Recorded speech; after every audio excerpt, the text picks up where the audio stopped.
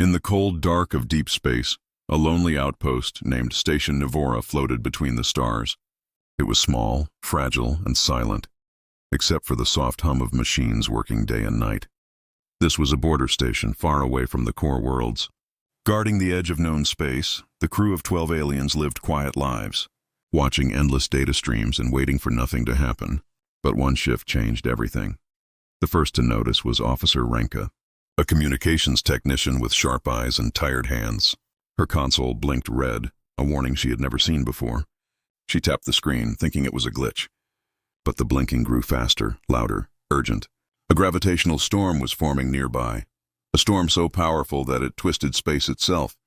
Her voice trembled as she called out to the commander. "Sir, the mining ship Valerian is caught in the storm. They're losing power within seconds." The command deck came alive, screens flickered, lights dimmed, and the crew rushed to their stations through the main viewer. They could see the storm, a swirling black wound in space. Glowing with purple light, the Valerian spun helplessly inside it, sparks bursting from its engines, metal tearing apart the alien commander. Captain Soro stood frozen, his 4 eyes reflecting the chaos on the screen. He knew they had only minutes before the ship was lost. "Send a distress signal," he ordered. "Use the emergency beacon." All nearby sectors, Renka's hands flew across the console, typing commands faster than she ever had before. The beacon pulsed, sending out the ancient code of help, SOS. It echoed through subspace, traveling across light years in a wave of desperation. But something went wrong. The storm interfered with the beacon's signal. The data lines overloaded, and the message bounced off a damaged relay satellite. It didn't go to the nearest friendly colony, it went somewhere else, far away, deep into the black zone, a place marked on every galactic map as forbidden, the Deathworld region. No one spoke when Renka saw the transmission path. The silence was heavy, the kind that made even machines hesitate. "Captain," she whispered, "the signal." "It went to Deathworld space." Captain Soro turned slowly, his expression pale and unreadable. His voice dropped to a whisper. "You mean?" "The Deathworlders." Stories about the Deathworlders were told in whispers across the galaxy. They were said to come from a planet so violent, so deadly that no other life could survive there. A planet full of storms, radiation, and beasts that hunted even in the dark. No one had ever met a Deathworlder and lived long enough to describe them. Some said they were half machine. Some said they were monsters wearing the shape of people. But everyone agreed they were dangerous beyond measure. The crew gathered around the main console, staring at the faint red dot showing the signal's path. It was gone now, swallowed by distance. Renka's voice shook. "Should we send a recall command?" Soro shook his head slowly. "It's too late." The storm already corrupted the channel. They all stood there, the hum of the engines the only sound. No one dared to say what they were all thinking. If the Deathworlders received the signal, they might come. Hours passed, the storm finally faded, and silence returned to the void. The Valerian was heavily damaged, but still drifting, its distress beacon now weak. Repairs were impossible with their limited equipment. Captain Soro sat alone in his quarters, replaying the moment the signal was sent. He knew this mistake could change everything. For centuries, the Deathworlders had been left alone. No empire dared to enter their space, no trader crossed their border. Now, they had been invited. By accident, a soft chime broke his thoughts. Renka's voice came through the intercom. "Captain, we're detecting something. It's big. It's moving fast." He rushed back to the command deck. On the screen, a massive shadow appeared, distant but growing larger with every second. Its energy readings were unlike anything they had ever seen. It wasn't an asteroid, it wasn't a comet, it was a ship. "Identify it," Soro demanded. Renka ran the scans, her voice trembling. "It's not in any known database, the hull composition. It's dense, almost indestructible. Energy levels off the scale." The screen zoomed in, and the crew gasped.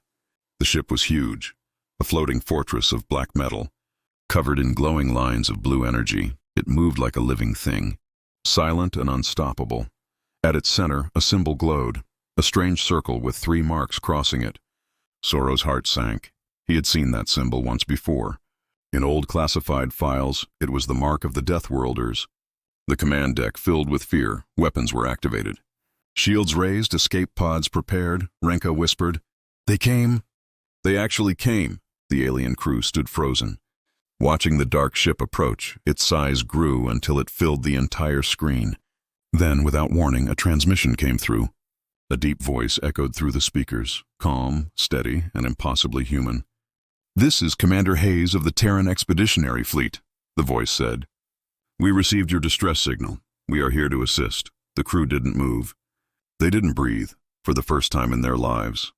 They heard the voice of a Deathworlder, and it didn't sound like a monster. It sounded human, but Captain Sorrow felt a chill run down his spine, because he realized something else. If the Deathworlders had come this far, this fast, they had already been watching. The black ship hung in space like a silent shadow.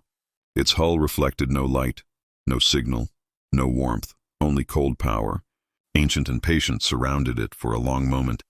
No one aboard Station Nivora moved. Every screen on the command deck glowed with the same message. Repeating again and again, "We received your distress signal. We are here to assist." The voice was calm, almost gentle, but the weight behind it was terrifying. It wasn't a demand, not a threat. Just simple words that carried across the void like a whisper from death itself. Captain Sorrow felt his throat tighten. His crew stood frozen, not knowing whether to reply or run. "Should we respond?" Renka asked softly. Her voice cracked, her hands trembling above the console. Sorrow hesitated, his mind torn between duty and survival.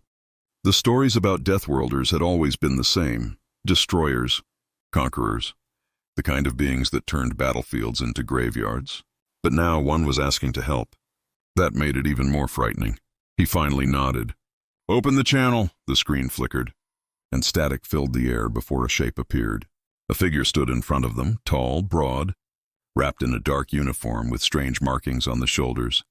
Behind him, the walls of the ship glowed with soft blue light, showing machines moving like silent ghosts. His face was pale, his eyes sharp but calm, and when he spoke again, it was with that same steady voice. "This is Commander Hayes of the Terran Expeditionary Fleet," he said. "Your transmission indicated a ship in distress. Please confirm your status. No threats, no aggression, just precision." The aliens looked at each other. Unsure how to answer, Captain Sorrow cleared his throat, his voice rough. "This is Station Nivora. We sent a distress signal by mistake. Our mining vessel was caught in a gravitational storm. We did not mean to contact your sector." Hayes tilted his head slightly, as if studying them, then he spoke again. "Mistakes happen, Captain. Our systems picked up your signal and we were the closest responders. Would you allow us to assist?" The words sounded normal, but to the aliens they were heavy with hidden meaning. Was it really help, or the beginning of something far worse? Sorrow looked at his officers, their faces pale and anxious. He could feel the weight of their fear pressing down on him. If he refused help, they might offend the Deathworlders. If he accepted, they might never leave alive. Finally, he gave a slow nod. "You may approach." The crew gasped softly. Renka whispered under her breath. "We just invited them closer." The Deathworlder ship began to move. No engines flared. No noise filled the void. It drifted forward like a predator gliding through dark water. As it drew near, their scanners filled with errors. Energy readings spiked. Communication channels flickered. Even the station's gravity shifted for a moment.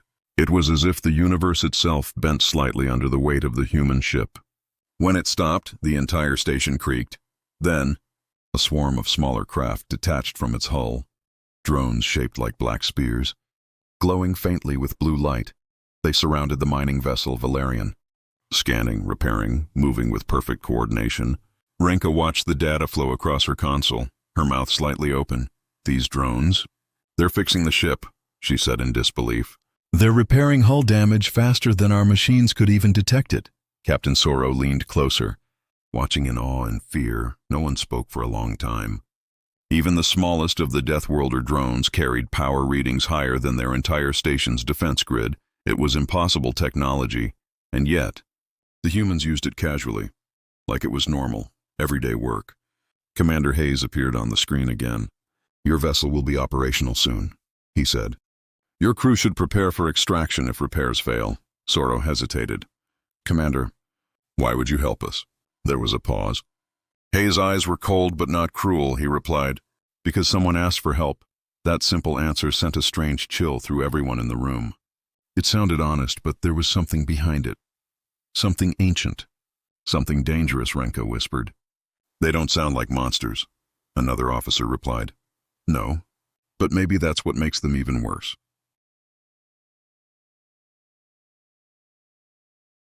Hours passed as the drones worked.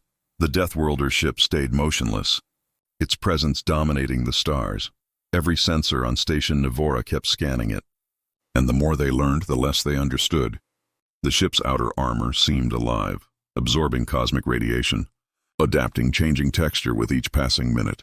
Its engines generated energy without visible fuel, and its AI signature was unreadable. It was like the ship itself had a mind, watching them, listening to their every word. Renka frowned, looking at her readings. Captain, something strange, she said. Their transmission signal isn't one channel, it's hundreds, like they're talking across different timelines at once. Sorrow's expression darkened. Turn off our outbound sensors now. He didn't want to know what they might accidentally hear. Later, when the repair was nearly done, a small file appeared on their console, a message sent from the Deathworlders. It wasn't a threat or command. It was a diagnostic report, a detailed analysis of the damage, repair logs, and new safety protocols written in perfect alien translation. Renka's hands trembled as she read it. They scanned our entire system, she whispered. They know everything about us now. Before anyone could respond, a soft alarm beeped. The mining vessel Valerian sent a signal. Its engines were back online, system stable, crew safe. The Deathworlders had actually saved them, for a brief moment. The station was filled with silence, not fear, but disbelief. Had the stories been wrong all along?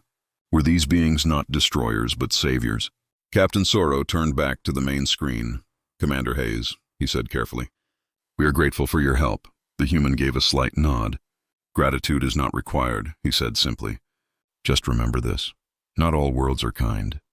But not all Deathworlders are cruel. And then, the transmission ended. The human ship remained still for a moment longer. Then, without warning, its energy signature flared, a pulse of light brighter than any sun. When it faded, the ship was gone, vanished from every sensor, as if it had never existed. The crew stood in stunned silence. Renka finally whispered, Captain, did we just imagine all that? But Sorrow didn't answer. He was staring at the console, where one small data fragment remained, a hidden transmission from the Deathworlders. It was encrypted, but one line was readable, glowing faintly on the screen. You were not the only ones who sent a signal. The words hung in the air like a shadow. And in that moment, Captain Sorrow knew the real danger had only just begun. The air inside Station Nivora felt heavy, not because of gravity, but because of the silence that followed. Every system was back to normal, the storm was gone, and the mining ship Valerian was safe, yet no one celebrated, no one smiled. Because every crew member knew something had changed, something unseen but deep. The Deathworlders had come and gone, but the shadow of their presence still lingered like cold smoke. Captain Sorrow sat alone in the observation chamber. Staring at the stars, he had replayed the message 100 times. You were not the only ones who sent a signal. The words echoed inside his mind like a curse. What did it mean? Who else had sent a signal? And to whom? Renka entered quietly, carrying 2 cups of steaming blue calf. Captain, she said softly, you should rest. He didn't respond. She placed a cup beside him, then joined him at the window. Do you think they'll come back? She asked, her voice almost a whisper. Sorrow didn't answer for a long time. When he finally spoke, his tone was low and unsure. They came faster than light should allow, he said. They knew things we never told them. He turned his eyes toward the dark emptiness. And they left something behind. Renka frowned. Left something? Sorrow nodded. Our sensors keep detecting micro-signals around the station. Very faint, repeating patterns, too advanced for our systems to decode. Renka's eyes widened. Could it be their technology? Or a tracker? Sorrow said grimly, down in the engineering bay. 2 technicians were already trying to isolate the strange signals. But the deeper they scanned, the stranger it became. Every frequency they blocked seemed to multiply into more. One of them muttered nervously, It's like the signal is alive. The other nodded, his face pale. Or it's listening to us. By the next rotation. The tension across the station was unbearable. Crew members whispered about ghost sounds in the halls, faint clicks, metallic whispers and lights flickering when no one was near. Renka began recording the strange events. Sometimes the logs themselves changed, words rearranging into unreadable symbols. Each time she tried to analyze them, Her console would freeze, she told the captain, but he only stared at the main screen. The faint symbol of the Deathworlders still glowed there, that circular mark with 3 lines, unfading, unmoving. Then, the Valerian sent a sudden call. Station Nivora. We've picked up a strange object stuck to our hull, the pilot reported. It wasn't there before, permission to eject it. Sorrow's heart pounded. Negative, he ordered. Bring it to the docking bay carefully. As the ship drifted closer, the object came into view. A small black sphere, no larger than a fist, covered in silver veins of light. It floated weightlessly as the crew gathered around the docking bay window. Renka whispered, "It's beautiful," but Sorrow felt his stomach twist. He recognized the same faint energy signature from the Deathworlder ship.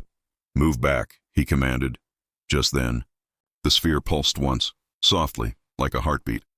The station lights flickered, and every screen turned black for a second. Then, all systems rebooted. The computers came back online, but now, something new appeared on the main display. A line of text, written in perfect alien translation. "Connection established." Everyone froze. Renka looked at the captain. "They're contacting us again." Sorrow nodded slowly. "Open the channel." The screen flickered, static swirling like fog. Then the image cleared. And there he was again. Commander Hayes, standing in the same dark uniform. His face calm, unreadable. Behind him, the command deck of the Deathworlder ship glowed dimly. He looked directly at Sorrow. "Captain," he said, "your vessel has been marked for monitoring. Do not be alarmed." Sorrow swallowed hard. "Monitoring? For what reason?" Hayes tilted his head, his tone precise, almost analytical. "To ensure your safety," he said. Renka whispered, "From what?" Hayes turned his gaze toward her, and though the screen was flat, it felt like he was looking straight through her. "From what is coming," he said quietly. The room fell silent. Sorrow leaned forward. "What's coming?" Hayes didn't answer right away. Then his voice dropped lower. "When your signal reached us." It was not the only one traveling through the storm. Something else moved with it. Something old, Renka frowned. "Old? You mean a civilization?" Hayes shook his head slowly. "No. Older than civilization, older than thought." Before anyone could ask more, the image began to distort. Hayes's voice broke into static. Through the distortion, only fragments came through. "Don't approach. Energy field. Stay inside. Your shield." And then the transmission died completely. An alarm blared. The sensors picked up an unknown signature entering the system. Not from hyperspace, not from normal space. It just appeared, like a hole torn open in reality. A black spiral shimmered near the edge of the storm's remains. At first it looked like another gravitational pulse. But then it moved, shifting shape, forming something massive and alive. The crew stared in horror as the scanners struggled to define it. "Massive energy reading," Renka shouted. "But no thermal output, no life signs. It's not even made of matter." The thing twisted, like liquid shadow under starlight. Sorrow felt his chest tighten. "Is that what he meant?" he whispered. The spiral creature extended long, thin tendrils of darkness that brushed against the debris around it.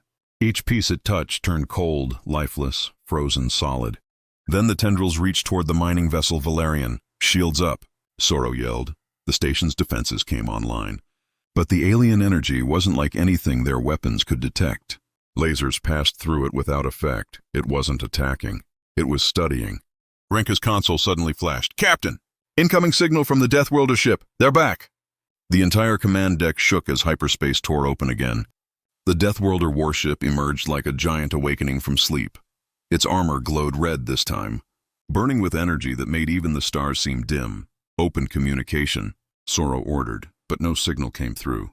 Instead, a deep, vibrating pulse filled the air. Not sound, but pure resonance, outside. The Deathworlder ship deployed thousands of drones, forming a ring around the shadow creature then.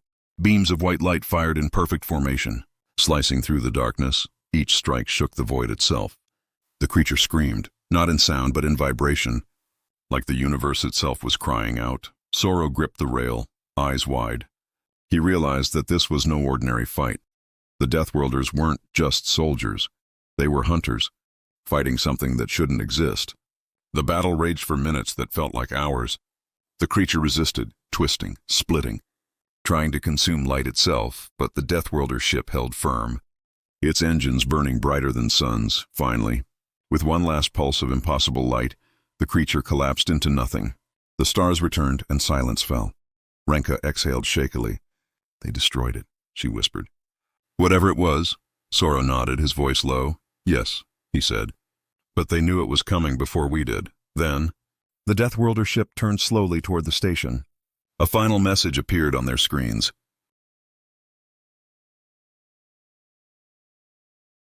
Stay inside your borders, Captain Soro. The void has woken, and it remembers you, and just like before, the ship vanished into the darkness, leaving behind only echoes and fear. The stars were quiet again, but nothing felt calm. The space around Station Nivora shimmered faintly with the echoes of the destroyed creature. Its energy still lingered, like dust after a storm. The Deathworlder ship had vanished once more, leaving the alien crew in silence. Every sensor on the station blinked, confused and unstable. No one could tell if they were truly safe or just waiting for the next wave of horror. Captain Soro stood at the main viewport, his hands gripping the rail. He had seen battles before, but never anything like this.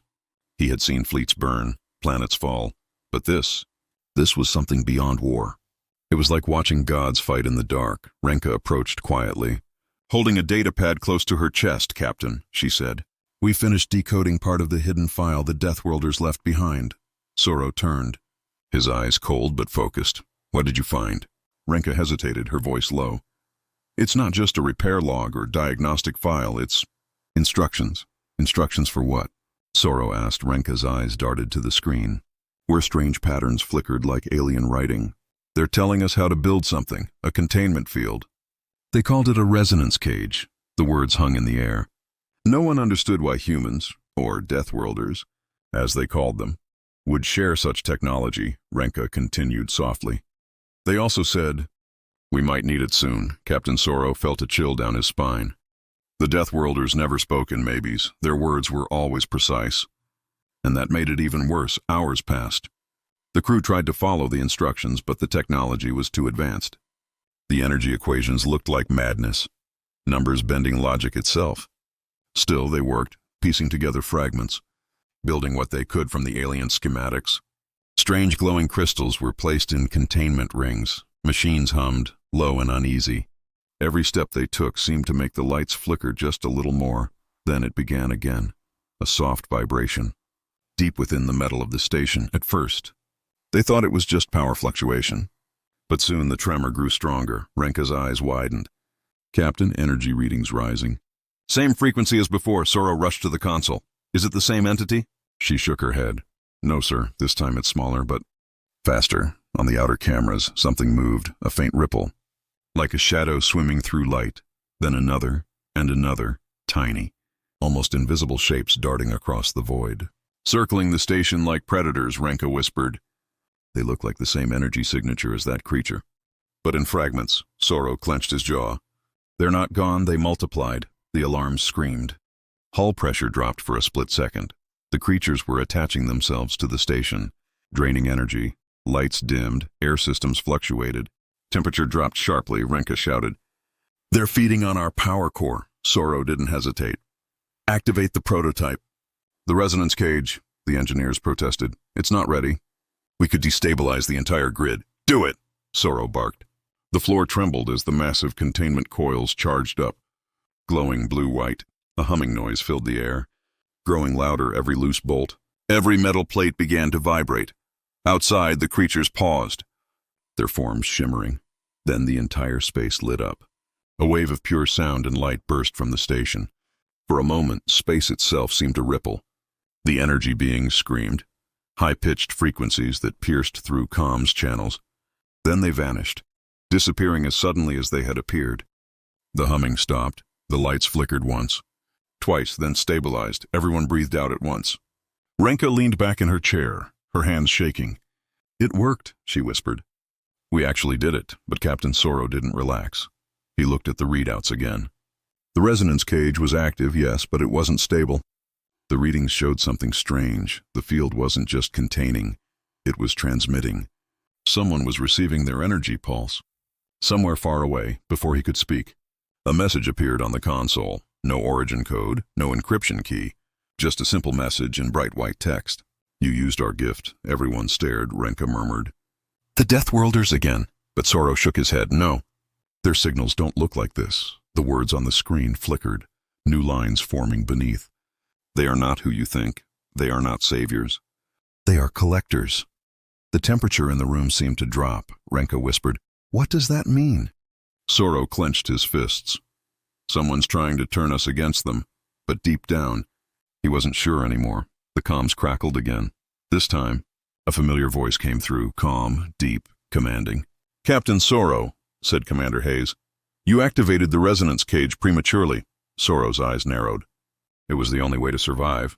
Hayes nodded slowly, his face expressionless on the screen. You did survive. But you also attracted something much worse. Renka leaned forward. Worse than that thing we saw before? Hayes looked directly into the camera. Yes, he said quietly. You called out to the Eater of Suns. The words hit like ice. Renka blinked in confusion. What is that? Hayes took a breath, his tone cold, clinical.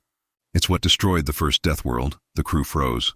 For centuries, Deathworlders were believed to be nearly indestructible, living on planets where no other species could survive. But if one of their own worlds had fallen, then whatever this thing was, it was far beyond imagination, Hayes continued. When you triggered the cage, you released a frequency that the Eater can detect. It hunts by sound, the sound of living energy. Soro felt the color drain from his face. What do we do? Hayes didn't answer immediately. Then he said, We will handle this. Prepare for extraction. The screen went black. Moments later, the sensors flared. The Deathworlder ship appeared again. Massive, glowing like a dying sun. This time it was different. Its hull was covered in energy shields that pulsed like thunder. The space around it bent as if it carried the weight of gravity itself. Commander Hayes is deploying ground units, Renka said. Watching dozens of drop pods launch from the ship, they descended toward the debris field, forming a defensive grid around the station. Each pod unfolded into a sleek black machine, armed with weapons that shimmered like liquid light. For the first time, the aliens saw Deathworlders outside their ship. Humans in dark armor, their movements precise, efficient and frighteningly calm. They didn't speak, they didn't hesitate. They moved like a single organism, scanning, deploying beacons. Preparing for war, Soro whispered. They're not rescuing us. They're preparing for something. Renka nodded slowly, her voice small. They knew this would happen. Then, a low hum rolled through the void. Not from the station, not from the Deathworlder ship, but from beyond the stars. Every monitor lit up with one signal, a gravitational wave forming at the edge of the system. Renka gasped. It's here. Soro turned toward the window, and in the distance a faint red glow began to rise, spreading across space like dawn. Only this dawn was made of fire and hunger. The Deathworlders moved into position. Their ship's engines roared, lighting up the darkness. Commander Hayes' final transmission came through. Captain, stay inside the field. Do not interfere. What comes next is not for your eyes. And as the red light grew brighter, swallowing the stars, Station Nivora trembled. The rescue had begun, but no one was sure who would survive it. The light from the red horizon grew until it swallowed every star. The blackness of space turned crimson. Like a warning signal from the universe itself, Station Nivora drifted in silence, surrounded by the glowing shapes of the Deathworlder defense grid. Each ship pulsed with strange energy, like a living heartbeat echoing through the void. Inside the station, the crew watched in fear. Every screen showed the same data, impossible energy spikes, gravitational waves bending reality itself. Renka's hands trembled as she traced the readings. It's coming closer, she whispered. Captain Soro stood still, his eyes fixed on the glowing red wave in the distance. He could feel it, not just see it. Something ancient, powerful, and hungry was moving through the dark. Then, the Deathworlder ship's voice came through the comms. Cold and calm as ever. This is Commander Hayes, it said. The containment grid is active. All civilians are ordered to remain inside protective zones. Renka tried to respond, but the signal broke into static. The Deathworlders had cut their communication link, isolating the station completely. They were on their own again. Soro turned to his crew. Lock down all sectors, he ordered. If this thing breaks through their grid, we won't survive long. The crew obeyed, sealing corridors, powering up shields. rerouting every ounce of energy they had, still deep inside. Sorrow knew, against something that could eat stars, nothing would be enough. Moments later, the first tremor hit. Not from a weapon, not from an explosion, but from reality itself twisting. The walls of the station rippled as if space was breathing. Renka screamed, clutching her head. "The frequency!" "It's inside my mind." Every light flickered red. The air grew heavy, vibrating with a low hum that shook every bone in their bodies. Then, through the viewport, they saw it. A shape unlike anything they had ever imagined. It wasn't a ship. It wasn't a creature. It was a wound in space, a swirling mass of fire. Gravity and whispers, the eater of suns. The ancient force that hunted light itself. Renka fell to her knees, whispering, "How can something like that exist?" Sorrow couldn't answer. No one could. But the Deathworlders didn't run. Their ships moved with precision, forming a spiral formation around the glowing wound. Energy beams lanced out from their vessels, weaving together like threads of light, each beam connected, forming a massive circular pattern across the stars. Renka gasped, "They're trapping it!" Sorrow narrowed his eyes. "No," he muttered. "They're feeding it." Because as the Deathworlders fired, the creature's energy grew brighter, stronger, more alive. It roared, not through sound, but through thought. Every mind on the station felt it, a voice echoing inside their heads. "Ancient and cold, you called me," it said. "And I have come." Renka clutched her chest, screaming. Sorrow grabbed her shoulders, trying to shake her free from the voice's grip. "What is it saying?" he shouted. Her eyes were wide, glowing faintly with reflected light. "It says the Deathworlders made it," she whispered, trembling. Sorrow froze. "What?" Her voice broke as she spoke. "It says they built it long ago as a weapon. And now it wants them back." The truth hit him harder than any explosion. The Deathworlders, humanity, had not just survived their Deathworlds. They had created monsters powerful enough to destroy them.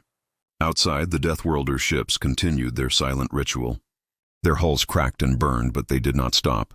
They poured their energy into the pattern, into the creature, into the red fire that burned across the stars. Renka stared at the data, her voice shaking. They're transferring their power.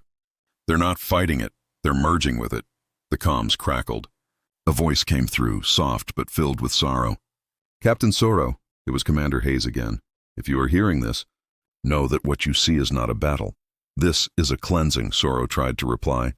But the signal was one way. Hayes's voice continued. "Long ago, before your kind learned to speak between the stars, humanity found something deep beneath one of their dying suns, a machine older than any world, built by hands no one remembers.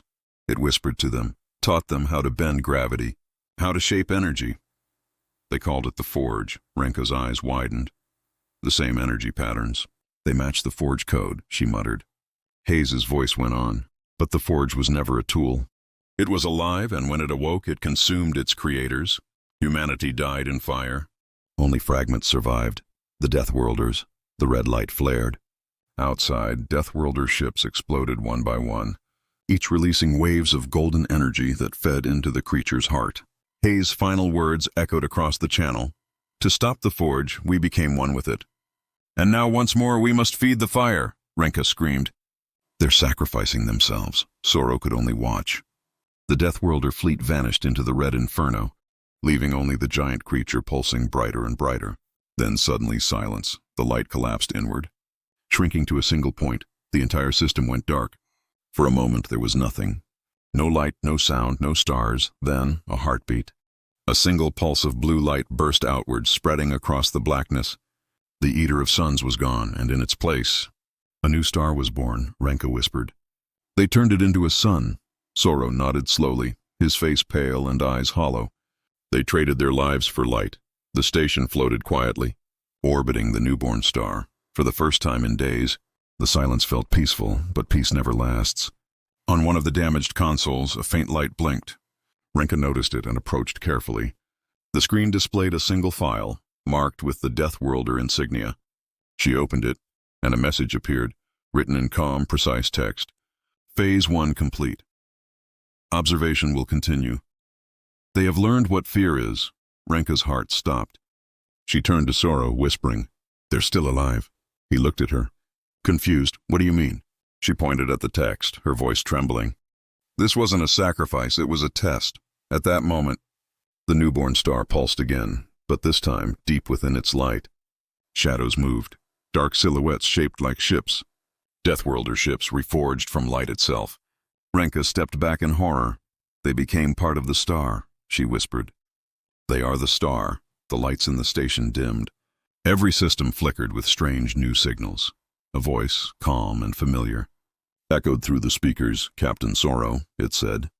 We are watching. The voice of Commander Hayes, but no longer human, no longer alive.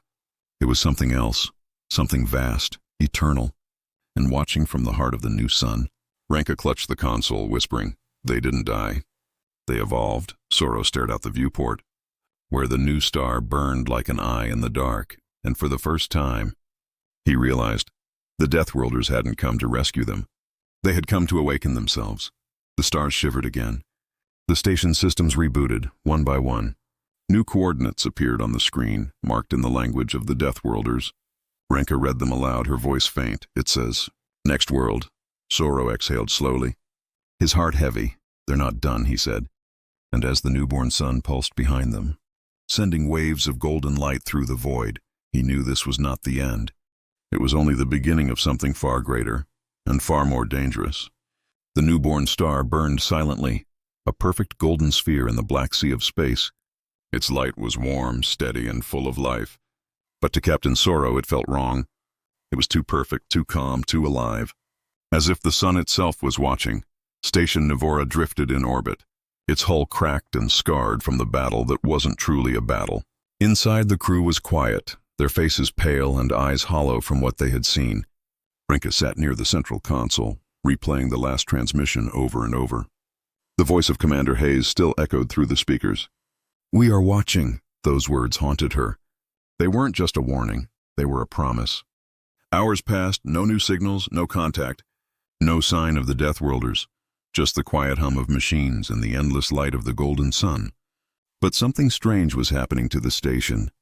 The systems were healing themselves, damaged circuits reconnected, broken metal reformed as if melted and reshaped by unseen hands. Renka stared in disbelief. This isn't us, she whispered. The ship's repairing on its own. Sorrow frowned. Check the power source. Renka nodded. Running the scan, her face went pale. Captain, we're drawing energy directly from the new star. Sorrow's eyes widened. That's impossible. We're not linked to it. She looked up slowly, her voice trembling. We are now. The lights flickered. The hum of the engines deepened, and then a new sound, a soft, rhythmic beeping from the communications console. Renka turned toward it, frowning. It's another transmission, she said. Sorrow leaned closer. From who? She stared at the screen, her mouth dry. It's from the Deathworlder network. But it's not coming from the star. The signal was faint, broken, almost like a heartbeat. Each pulse carried coordinates, numbers, and a repeating phrase, second signal. Second signal. Second signal. Renka zoomed in on the origin point. Her eyes widened. It's coming from deep space, beyond the outer rim. Sorrow frowned. That's not Deathworlder territory. She shook her head. No, Captain, it's from a dead zone. No light, no communication, nothing for thousands of years. The words hung heavy in the air. A dead zone in space was never truly empty. Something always waited there. Unseen and forgotten, Sorrow took a deep breath. Prepare the long-range scanner, he ordered. Renka hesitated, sir. If the Deathworlders left this signal, it could be a trap. He nodded slowly. I know, he said. But if there's even a chance they're still out there, we have to find out what they're doing. The scanner activated, sending a beam of energy far beyond the system. The data returned slowly, flickering across the screen in broken lines. Renka stared at the results, her hands shaking. There's something there, she whispered. Sorrow leaned closer. What is it? Her voice was barely a whisper. A structure, bigger than a planet. The display expanded, showing a massive shape, a ring of black metal floating in the dark. It wasn't natural. It wasn't built by any species they knew. It looked like a wound in the universe, absorbing light instead of reflecting it, Renka whispered. It matches the signature of the forge. Sorrow froze. The one that created the Eater of Suns? She nodded slowly. Yes, but this one is active. Before they could react, the lights dimmed again. A soft hum filled the air, deep and resonant. Renka looked at her console in horror. The star's energy output just spiked. It's reacting to the signal. Soro shouted, "Shut it down!" But it was too late. The new star flared violently, sending a beam of golden light straight toward the coordinates. It cut through space like a blade. Renka shielded her eyes. "What are they doing?" Soro whispered. "They're opening something." The beam hit the dark structure. For a moment, nothing happened.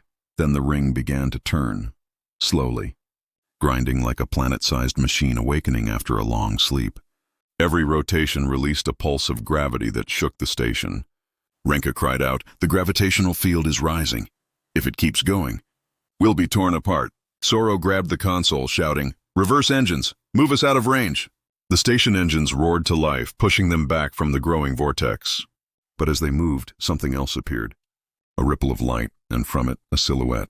At first, it looked like a ship, but as it drew closer, they realized it wasn't. It was a fragment of the golden star itself. Shaped like a blade, moving with purpose, Renka whispered, "It's alive."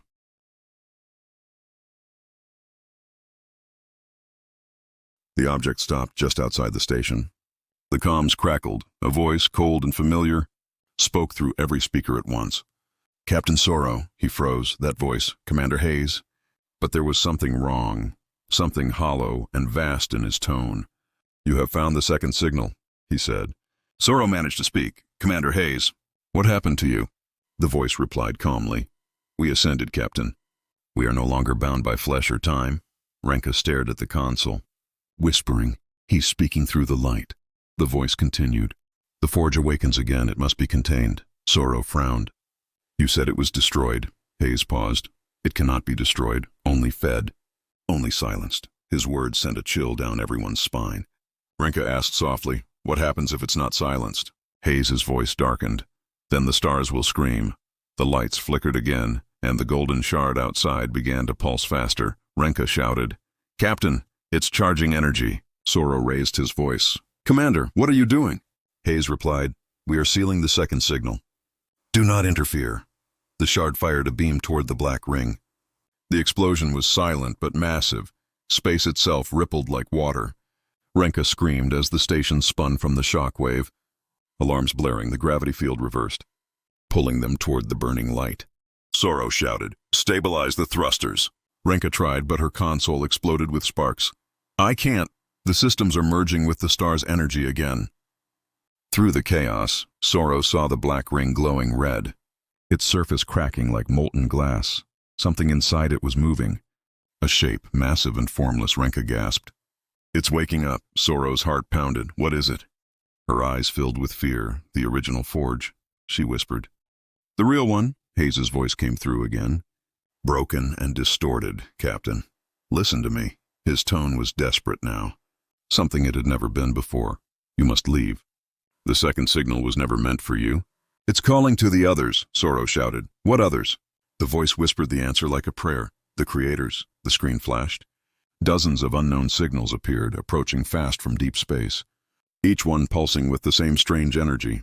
Old, powerful and angry. Renka stared in disbelief. "They're coming back." Soro turned to her. "Who?" She looked at him, her voice breaking. "The ones who made the forge. Outside." The golden shard that was once Commander Hayes turned. Its surface cracked with light as if it was fighting itself. "Go," Hayes said, his voice echoing through every system. "Go before they see you," Soro shouted. "What will happen to you?" There was a long pause. Then Hayes said quietly, "We were never meant to survive this far." The shard shot forward, crashing into the black ring. A blinding light filled the void. Then everything went dark. The last thing Soro heard was the sound of the second signal fading into silence, followed by one final whisper from the dark. Phase 2 begins. When a distant alien civilization sends a desperate SOS into deep space, they never expected humans, the feared Deathworlders, to be the ones who answered. What was meant to be a call for help becomes a terrifying encounter with the most dangerous species in the galaxy.